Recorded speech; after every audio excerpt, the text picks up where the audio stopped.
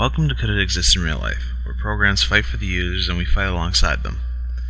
First of all, I'd like to apologize for the delay. Some jerk tried to force his reality is better nonsense down my throat. I got nothing against reality, I just feel that fiction and reality go hand in hand together. Oh well, I sent him packing. Now where was I? Ah yes, Tron.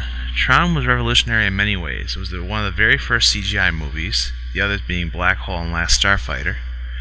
It was also arguably one of the first video game movies, despite the fact that it was more or less based on the concept of video games rather than a specific game.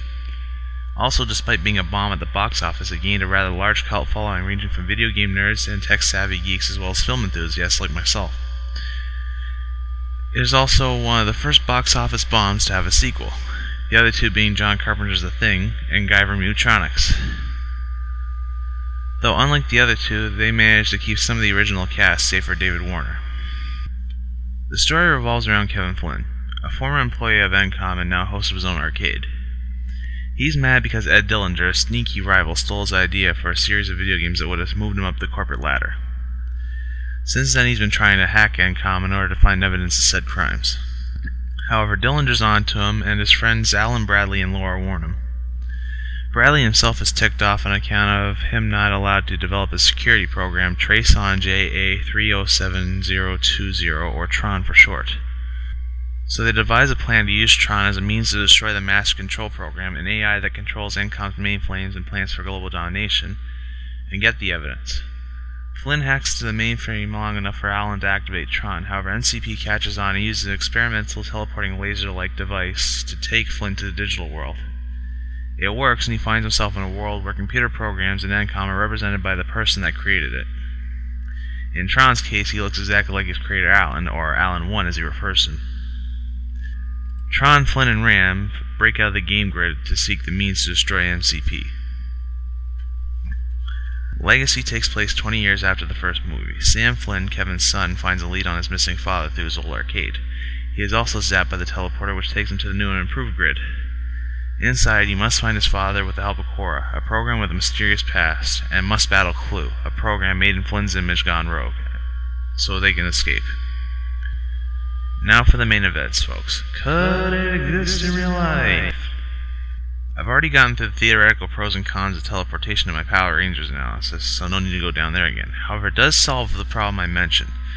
See, the laser uses a twin beam system. One beam hits the object while the other takes it apart and converts it into data. In the case of Flynn, the beam kept him frozen in suspended animation. If one were to freeze a subject into a state on a cellular level, that would prevent the cells in the body from reproducing temporarily, so the object may be safely teleported away to their intended destination. However, it's only a theory. Now for the other stuff. The first is the identity disk. We all heard the line, "Everything you do or learn shall be imprinted on this disk." While the disk is mostly meant for you to have a memory card, it also doubles as a weapon designed to delete the program fighting you. While something like it is not real, the concept behind it is. For starters, we think of hard drives, for they record everything we make from programs or word processing files. However, nowadays we think of flash drives, which is basically the same thing, only portable. Flash drives make more sense since each program in the series has one disk, and most real-life computer programs can be activated by simply putting the flash drive on the computer, rather than use the classic double-click. As well as using it as a weapon, very unlikely.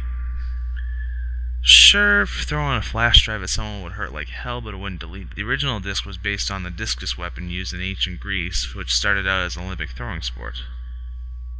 While the newer ring-looking disc is based on the Indian chakram and the Chinese fire wheel. The former based on the throw technique and the latter for the use of melee abilities. However, because of the aerodynamic design, neither of the three return to the thrower. The second is the energy.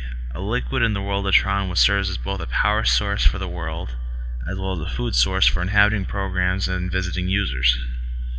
This exists, ladies and gentlemen. According to how stuff works, there are 10 known biofuel sources, at least 10. Biofuel being fuel sources taken from everyday edibles such as corn to soybeans and even water. Hard to believe that stuff that fuels you can fuel the world, huh? The third is programs and users. Users do exist as they are just regular humans with computer and internet access. As for the programs, that's a mixed bag. The main program characters portrayed in the series have their faces of their creators. Tron and Clue have Alan and Kevin's faces respectively. Clue was originally designed for hacking, but later became the head program of the grid, a title originally owned by the NCP. And Tron is essentially an antivirus program. In fact, Norton, a popular antivirus product, once claimed that their product was based off of Tron. However, each program having a voice and mind of its own makes us wonder if they're more than just an ordinary program. Many fans debated that Tron and Clue are AI, or artificial intelligence, programs and to an extent whole computers designed to think like us. Can they exist? Yes and no.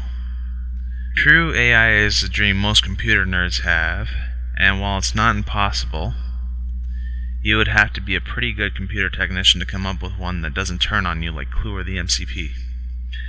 As for users, the ability to change things, that's easy to explain. They have the power on there because they have it in the real world. The only difference is in the real world it takes keystrokes, while in the grid it takes your hands. I was going to end right here on my original entry, but after talking to a YouTuber named Ukraine Game, he told me about a behind-the-scenes featurette of the movie, which stated that professors of Caltech, a popular computer technician school, have been consulted on the possibility of most of the stuff happening in Legacy to exist in real life. They said that it could be theoretically possible to take a computer program and bring it out into the real world in the flesh. When he told me about this, I was pretty terrified. Don't get me wrong, I'm out at the possibility. But it's like Ian Malcolm said, I hate being right all the time. As usual, debate, argue, and let me know what I missed. Stay tuned for more.